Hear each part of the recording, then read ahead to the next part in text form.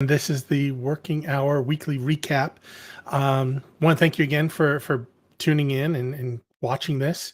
Um, there's two things I'm going to go over today, and the first one actually is um, Hollywood's on strike and Peacock's raising its rates.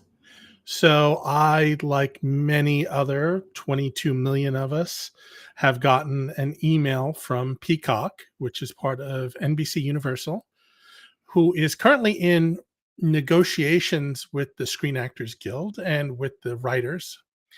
And they are raising their rates by 20% or $1.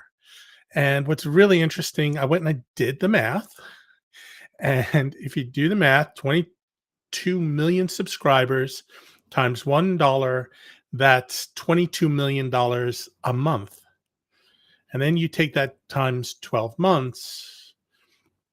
Not everyone does a yearly subscription, but just figure it out. It comes out to a ridiculously amount of money. We're talking over $264 million a year. So just by raising their rates 20%, $1, they were actually able to generate that. Now, according to the article, um, NBC Peacock is $300 million in the hole. So this is kind of their justification. Hey, we're losing money on this deal.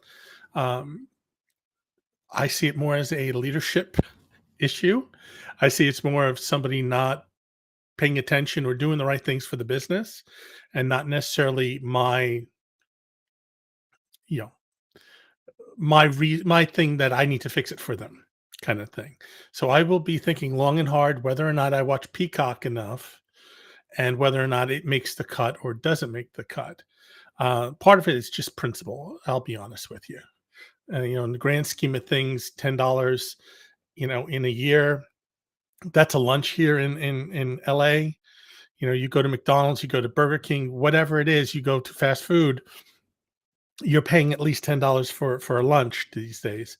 So that's that's just part of it.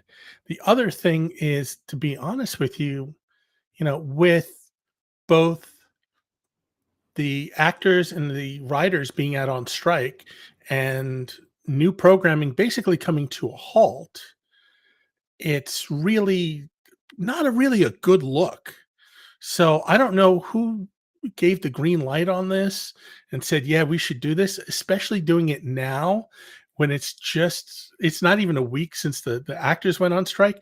It's just a bad look. Somebody should have raised their hand and said, "Hey, I know we have this planned and we were going to do this. Do we really want to go through with this? It's not necessarily a good look." Now, I actually posted something on LinkedIn and on Facebook yesterday on this. Um, but the main article that I actually posted and I wanted people to read and kind of get around was actually an article from CNN. And it was a really great article and a very telling article in the sense that it was kind of explaining why the Screen Actors Guild is on strike. And there's a lot of different reasons that kind of play into it and go into it. They have some valid reasons. The landscape for them has changed, and I think a lot of times we forget that, and we get kind of caught up in the big actors in Hollywood, the ones that make the big salaries and stuff like that, like Tom Cruise or The Rock. And we kind of forget there's you know a ton of actors that are working second jobs, third jobs. They work for a little bit here on a show and then they get something else, and they're constantly hustling to do those things.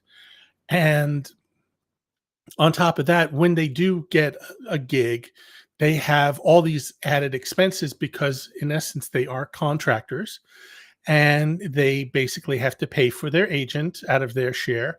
They have to pay for a lawyer, an accountant, all those things. They have people to do that. So they're basically running a small business. And what I thought was really, really interesting in this article and really stuck out for me, and part of it is for me and my family, health insurance is really a big deal. I have some chronic illnesses, and for me, having health insurance has always been very important. It actually was important and was something instilled in me when I was a kid. And my father, he was a union carpenter, uh, and we got health insurance through his union and stuff like that. And it was some really good insurance back in the day, back in the 70s and 80s when I was on the plan there. Um, but I read this article and it kind of broke down how much the average actor makes and stuff like that. But the one thing that really stuck out for me, to be quite frank and quite honest, was that only 12.7% of the actors actually qualify for union health insurance. So 12.7% qualify for health insurance. Everyone else does not. And let me tell you what that means. So 87% of the members of the Screen Actors Guild make less than $26,470 a year. Now, just to let here in California, in LA, um, you know, you can work a part-time job, work basically, you know, minimum wage kind of job here. Now that the minimum wage has actually gone up, you could work a minimum wage job here, and basically that gets you to 26,000. So, although we see them on TV, although we hear them as voiceover and different things like that, unless they are in that very lucky 12.7% where they make and they're on a hit show or they're on something that's there, they're only making they're making less than $26,470, which I just thought was shocking. Some of the other things that were on here that were kind of shocking to me was, the average hourly rate was 27.73 an hour. Um, you know, the other thing was what they're getting for in the way of residual. So basically, a residual is every time something airs, they get a little taste of that, and that kind of smooths things out in between gigs. And it can be very lucrative and all that stuff. But during this now whole change with streaming and stuff, um, they're really not getting compensated because the calculation seems to be off somehow or another because of the way streaming works and some of the things. So those are some of the things that they're trying to say. Hey, there's some inequities in the system. Um, I think that's part of the reason why I think it's just kind of strange and kind of weird that, you know, Peacock would pick a time, especially since NBC Universal is in the middle of negotiations, to kind of do this when, you know, the actors are putting out this information and they're very open about it and saying, "Hey, this is the reality. You see all this over here, but the reality is this." And they're just trying to make some changes and trying to make some things that are different. So that's I'll call that my weekly whinge, the thing that kind of got under my skin a little bit. Again, I'll be reassessing whether or not Peacock is going to stay in the streaming mix for us and stuff like that, whether or not we truly watch that much Peacock. Um, but yeah, so let's go on to the next thing, and let's talk about the blog post that actually just landed on the website and just landed on uh, social media probably in the last 2-3 minutes. If you want to go and you want to read the blog post, just go right up here. There's the little QR code for the website. You scan it, you can get right to my website. You'll see on the top it'll say blog. You'll see podcast. You can see all the different things that I do and everything like that. But to read the blog post, and I'm kind of going to recap it here a little bit, but to get a little bit more into detail, again, just go to that website up there and scan it, and you're there. So, well, let's talk about the next thing. Let's talk about The 5 things that companies can do to improve workplace environment. Um, Now, a little bit about me. I've had a long history, a long career in human resources. Um, I'm very proud of that. I've been able to work in different parts of the United States. I've been able to work in different countries. I've got international experience. I've gotten to see and experience and do different things throughout my career that maybe a lot of people who are in HR don't get to do. And I'm very fortunate in that, and I know that. Um, One of the things that was my responsibility, besides talent acquisition and helping people get jobs and do those things, and hiring for the company and doing that, um, was actually employee development. And actually, it's one of the most fulfilling things that I've done is working in employee development, leadership development, doing those things and building leadership capacity within companies. Um, and the reason I bring that up is it's going to be a little bit relevant once we go through some of these 5 things that kind of um, are hallmarks of things that companies can do to improve the workplace environment and employee satisfaction and those things. I want you, if you're an employee, I want you to check those things and see if those are some of the things your company is doing. And maybe this is something you can, at a town hall, start to bring up and say, hey, maybe we can think about some of these things. Believe me, it does work. It actually worked at a former employer of mine where the employees actually in a town hall brought it up and gave ideas on the things that could improve the work environment. At the time, the company had a problem with attrition, which is basically people leaving the company. And they actually took some steps where they were able to improve the workplace environment, actually make it on a list of one of the most admired places to work. And then on top of that, the retention or the amount of attrition dropped dramatically. So you're talking about some really big changes that actually help the bottom line in many, many ways and help the business grow. So let's get into it a little bit, and let's talk about kind of the 5 things. And I think the first one is, organizations need to create a culture of respect and inclusion.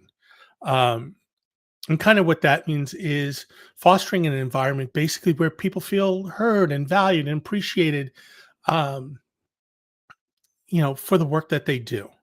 It's a lot of times we look at the work we do as a transactional type of thing, but the truth of the matter is this: we spend the most of our waking hours Monday through Friday. And if you work shift work and stuff like that, it may be different for you, but just say for argument's sake, Monday through Friday, we spend the majority of our day at work, earning a living.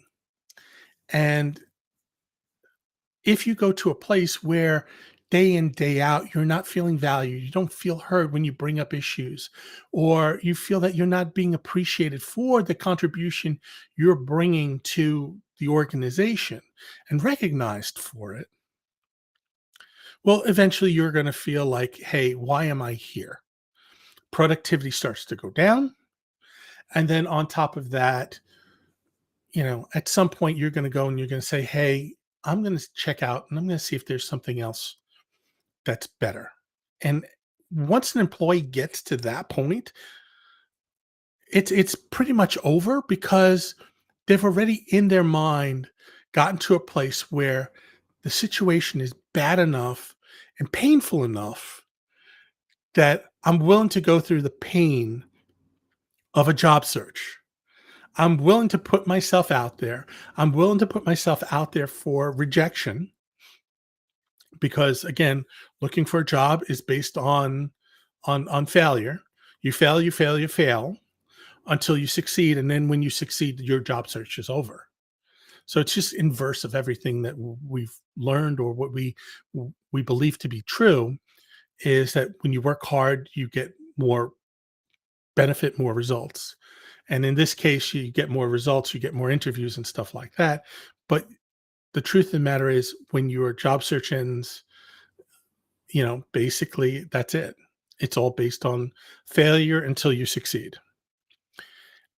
If you're at that point already, what ends up happening is, as much money they can throw at you, you have to think about, is this really going to solve the problem? Are the underlying issues and the underlying problems going to change? And 9 out of 10, they're not. And when I was a headhunter, I used to tell people this all the time because, again, my job was to find people for other companies and pull them out of companies. I would coach my clients. I would coach my candidates who went into interview and stuff like that. I would tell them, "Hey, you be prepared for a counter offer, but I'm going to tell you why it's not a good idea to take the counter offer." And we'll save that for another day, and we'll go over that about counter offers and stuff like that. But if you create a culture where there's respect and inclusion, people feel heard and appreciated, it's a motivating kind of thing, and you get higher productivity, higher performance, and again, it also helps on the attraction side of things too, because word gets out. And I will tell you, in one of the companies I worked for, I put an employee referral program in, and it was quite generous. And I got it passed because I put a business case, and I told my leadership, basically, I said, if we do this, I said, here, it's going to help us with retention. It's going to help us fill our vacancies. But more importantly, it's going to be cheaper than if I go to a headhunter, somebody who I used to be, and pay the fees that we had been paying historically. And it worked out great. And I remember when the company got bought out and gotten taken over by another company, they looked at it and they said, "What are you doing?" And then I showed them, I just basically laid it out and said, "Here, I've reduced our spend for agencies by this much. I have increased, the amount of retention, and I've been able to reduce our attrition rate by this much. And our employees are happy and they are excited, and I get more referrals now than I did before. We're getting more referrals and better referrals than we ever did."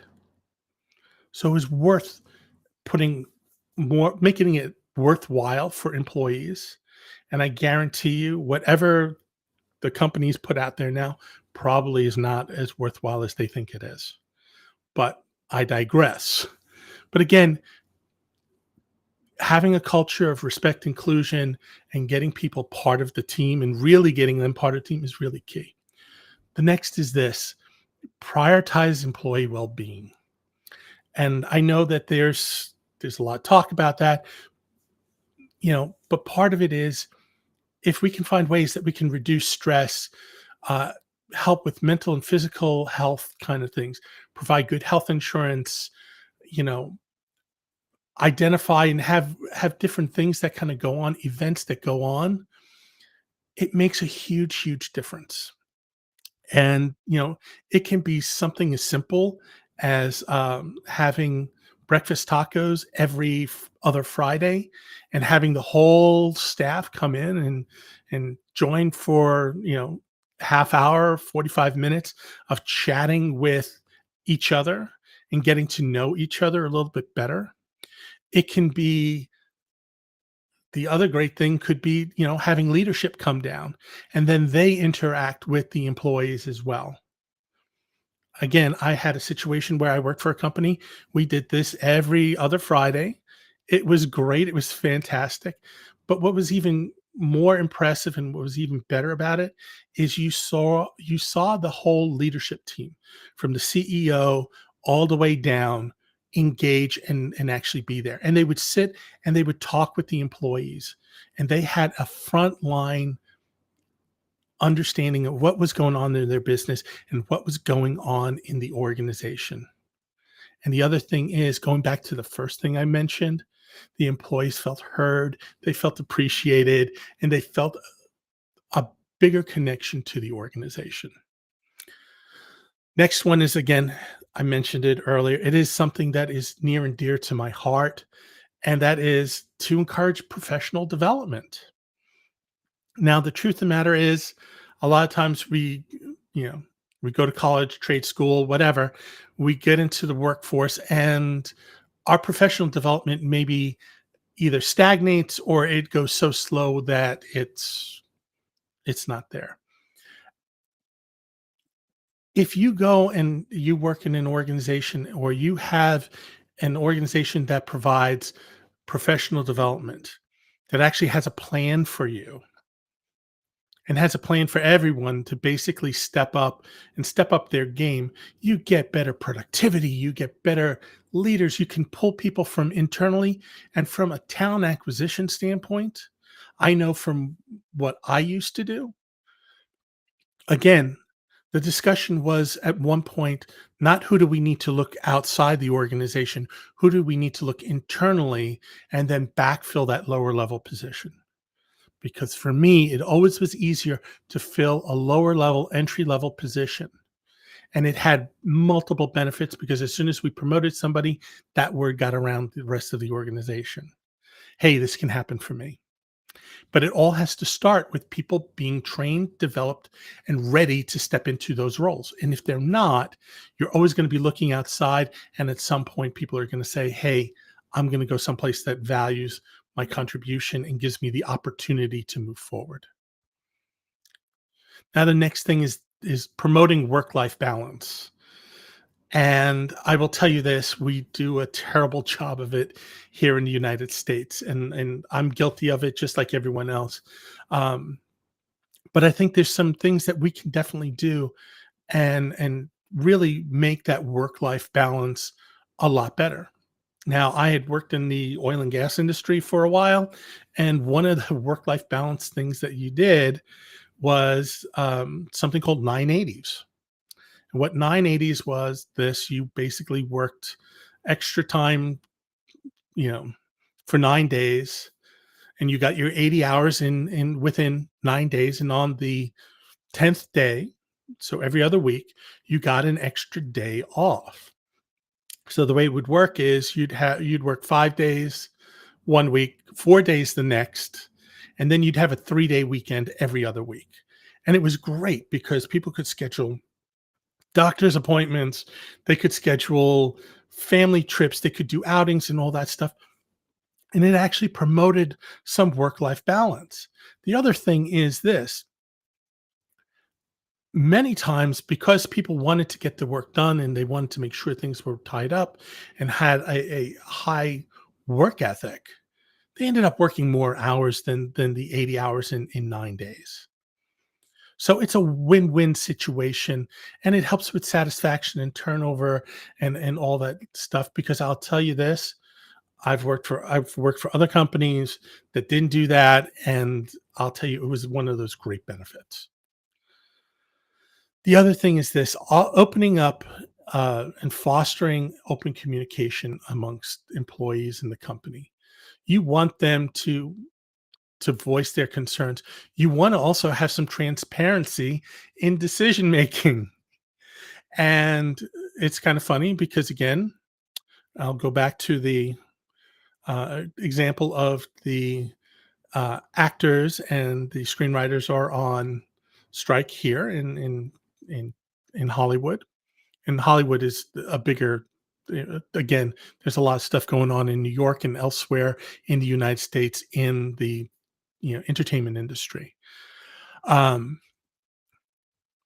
but earlier this week, the CEO of Disney actually went on CNBC and made a comment about basically ABC and all the cable networks and stuff like that, saying that, how important it was, but basically it may not be their core business. And that was kind of code for saying, hey, we might be getting out of this type of business. And it created a bunch of hysteria within Disney, especially in that division.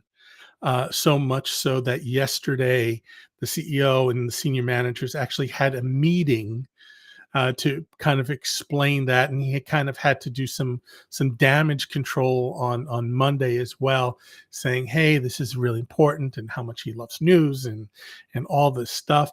But the article I read was quite honestly how the genie's kind of out of the bottle already. And the truth of the matter is, if he would not have gone on, you know, a cable business channel and kind of put that out there to the world and maybe had a discussion with his leadership team, his management team, is that in saying, hey, we're investigating all different options on how we can increase and improve shareholder value. Those would have been discussions if they had earlier. They could have mitigated some of those rumblings and stuff like that. And I guarantee you, for a lot of people who are working in that division, they are probably going out and they're probably dusting off their resumes, looking for it frantically, because a lot of times you don't know where your resume is until you need it. And they are probably scurrying around trying to find that and starting to put their resume out there and starting to put feelers out there. And again, it just was a conversation he had on an interview at CNBC. So open communication, and again, it gives that transparency, and it gives an opportunity for them to address concerns and address conflicts early enough where it doesn't become an issue. Now, one of the things I tell my clients when they are interviewing stuff like that, I talk about objections. And this is kind of similar to that. If you go and you have an objection or you have a concern as an employer when you're doing the interview, what ends up happening is that concern becomes at some point a reality. It becomes like a stick in the mud that once you put it in and you let it dry, it becomes reality. It becomes part of becomes part of the earth. You try to pull out a stick that's put in mud, dries, and then try to pull it out, you have a tough time pulling it out. Well, it's the same thing here. So this is kind of put out there. They need to pull that stick out of the mud quickly before it becomes gospel and before it becomes something that's reality, if it's not reality. So those are kind of the five things from from a, I guess the best way to put it is the five things that people can do to improve the workplace environment for people. And again, there are others, there could be a flex schedule, there can be a ton of others, but these are just five that came to me right on the top of my head that could make a huge impact. And last week we talked about the work from home thing, so that's kind of still up in the air for some of us. But again, you know, this is some of the things that are important that you can do if you're a company owner, but more importantly, if you're an employee, that you can actually bring forward or actually encourage or bring up during town hall meetings to improve your situation. Now, it may fall on deaf ears, and that's okay, but at least you tried. All right. So, um, those were the two topics I want to go over. There's some other housekeeping stuff um, that I'm going to go over as well. So again, subscribe on my website. There's a freebie there. Feel free to download it. It's actually a masterclass. It was a webinar I did that honestly I turned into a masterclass because it just was something that was really worthwhile and had a lot of value. And I was like, hey, you know what? I can't leave this to just being a one-time thing. So a good example of that is just just go download it and it's a freebie. So enjoy. The other thing is I do coaching. So if you want, you can go and you can scan the code here and you can actually book a free informational meeting with me. Sit down, we can chat a little bit and you can find out a little bit more about what I do. I always like to find out what my potential clients are doing and kind of where they're struggling and stuff. Just so I get a better sense of how I can help them. So the way I typically do that is actually through an informational meeting. Um, like I said, from the master class, it's the 3 things you can do to prepare for a possible, job or, you know job change or a layoff. Again, scan the code, you'll get um, right to the page where you need to go and fill out some basic information. And then you'll get a link and you'll be able to watch this master class and kind of go through what the 3 things you need to do to prepare for a possible job change or job loss. Um, and then the other thing is one of the things I've been working feverishly on for the last few weeks. I can't tell you how difficult and how much work it takes to stand up a 3 module class, um, and do it in a way that actually is meaningful and that's valuable and has value. And again, that's one of the things that's very important for me is making sure people get value and they get what they need. Um, and basically what I've been doing is I've been recording videos, I've been doing workbooks, I've been doing all this stuff, and it's been a lot of fun, but it's been a lot of hard work. But with that said, one of the things that this course, and it's actually 3 different courses wrapped into one bundle. I call it the hiring season essentials. It's resume strategy and interviewing. It's all in one. If you want, check out more details, scan the QR code right down below me.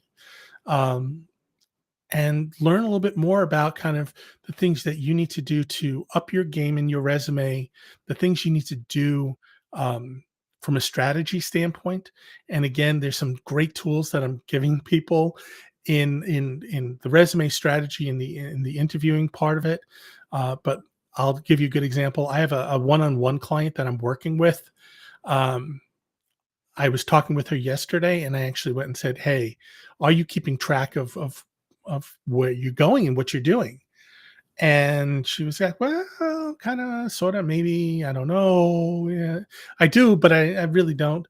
I actually gave her a spreadsheet that's actually part of the class, and it's very detailed. There's drop downs. There's all these different things. There's instructions with this tracking sheet that she can use to actually keep track of kind of what's going on, but more importantly, talking about follow up. So that's a little bit about the hiring season essentials. Take a scan of it, take a look at it, get in a little bit more detail. And this may be something that's really good, especially if you are contemplating a job change or if you are currently in between jobs and you're struggling and you're having some issues and having some problems and getting some traction. There may be some really quick tips and quick things that you can do and that you get from this course that can actually just shorten that time from where you are now to getting that next opportunity. So that's kind of what we have for this week. We went a little bit over. I try to keep it to a half hour or so, but with that, next week we're going to be back again. Uh, the week after, it will be. I will warn you. The week after, it will be taped. Um, just because I am doing some traveling and everything, so I want to make sure that we keep this ball rolling, and that honestly, you know, I actually enjoy doing this. So I will see you next week. Have a great rest of your week. Check out LinkedIn, comment, do all those things that you need to do. I love hearing from you guys, and I will see you next week. Bye.